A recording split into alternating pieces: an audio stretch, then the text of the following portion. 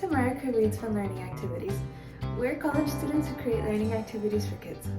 Our fun activities are focused in reading, writing, and math. Thank you for joining us to learn today. My name is Alana, the Math Master. And in today's activity, we will be learning how to solve real-world percentage problems. Let's get into it.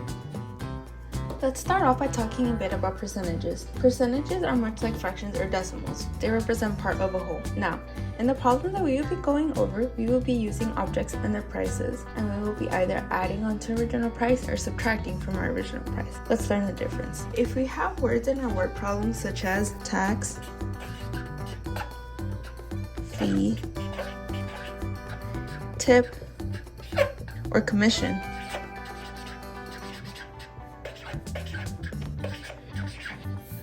this means that we will be adding on to our original price.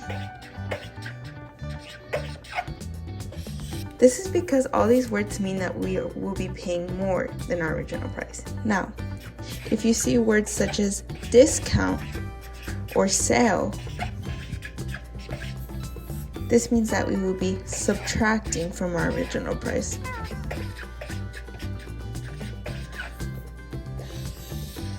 This is because these words mean that we will be paying less than our original price. Before we go over some examples, let's go over the 3 steps that we will be using in our problems. That is, step 1, convert your percentage into a decimal. Step 2, multiply your decimal to the original price. And step 3, using the number you got in step 2, subtract or add that number to your original price. Let's go over an example. Mark buys a small table that is $60.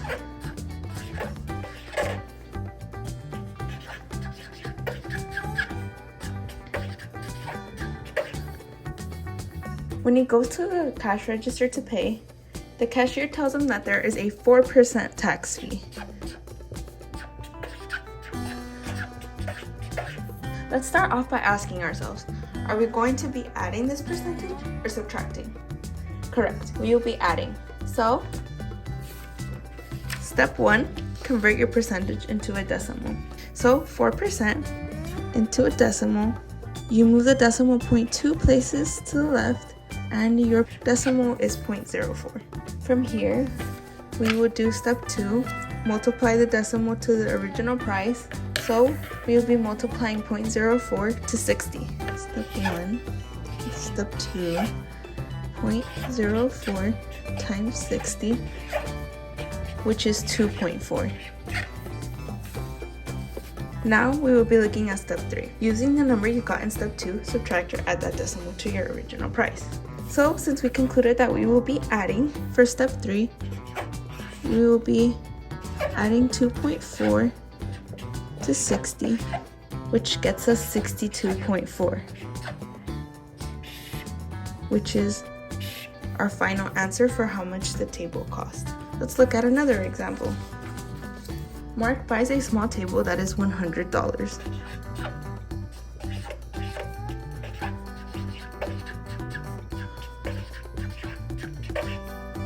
When he goes to the cash register to pay, the cashier tells him that there is a 20% off sale for the table.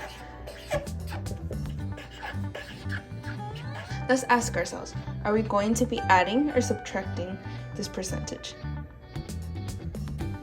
Correct, we will be subtracting because of the word sale. So, in step 1, we will be converting our percentage into a decimal.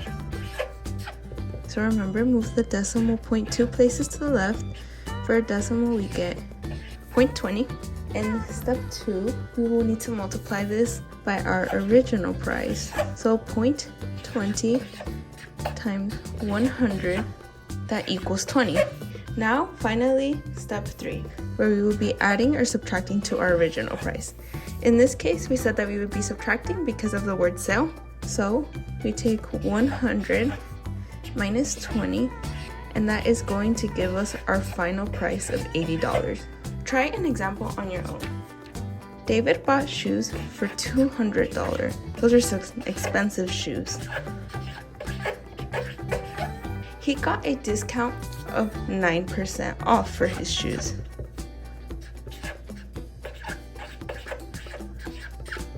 Take a second and pause the video to do your math and hit play when you are finished. If you got $182 for your answer, you'd be correct. Let's try one more. Pablo bought a shirt for $37.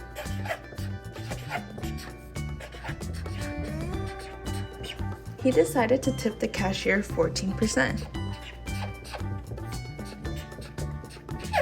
Take a second and pause the video to do your math and hit play once you are finished. If you got $42.18 for your answer, then you would be correct. Now let's move on to our main activity. For this activity, you will need some red and green construction paper, a pencil, some beads, popsicle sticks, some brown paint, paintbrush, paint tray, some glue, and some scissors. The first thing that you are going to do is draw 4 apples on your sheet. Hopefully you can see mine, but they don't have to be perfect. Now you will be cutting your apples out.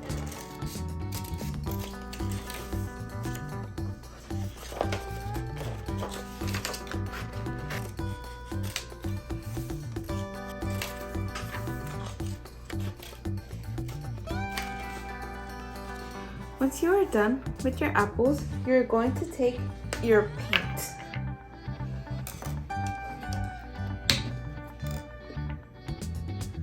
Okay. And what we're going to do is we are going to paint the top of our apples brown. The brown is going to represent caramel, to make caramel apples.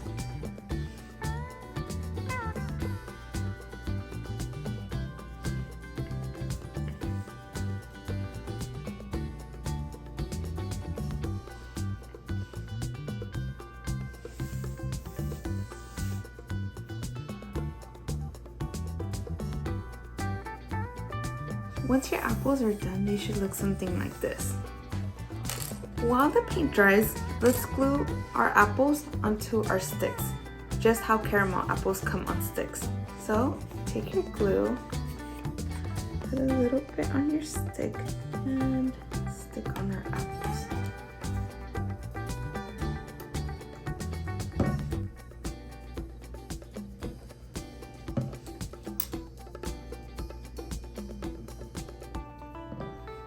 Now we have our caramel apples on sticks. The last thing we need to do is add our beads.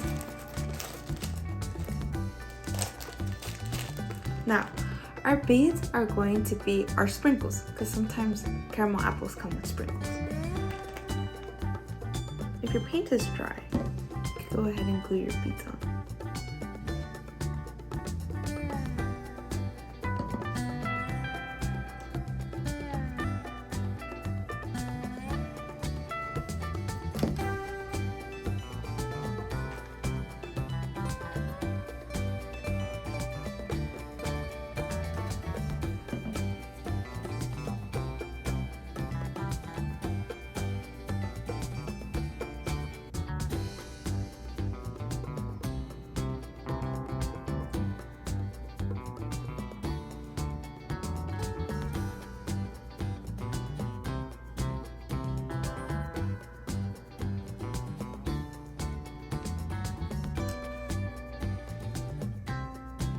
Once your apples are done, they should look something like this. Cute caramel apples. Okay, once your apples have completely dried up, you are going to take one of your apples, and on the front side, you are going to answer this question. Joe buys a goldfish for $9. He's getting a discount for 9%. What is his final price? So once you are done, write your answer on the front. Now you're going to take your second caramel apple, and on the front, answer this question. Melissa buys a computer for $50. She will be tipping 12%. What is her final price?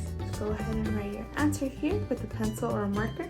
Now on your third apple, write the answer to the question. Jacob buys a TV for $300. He sees that it is on sale for 30%. What is his final price?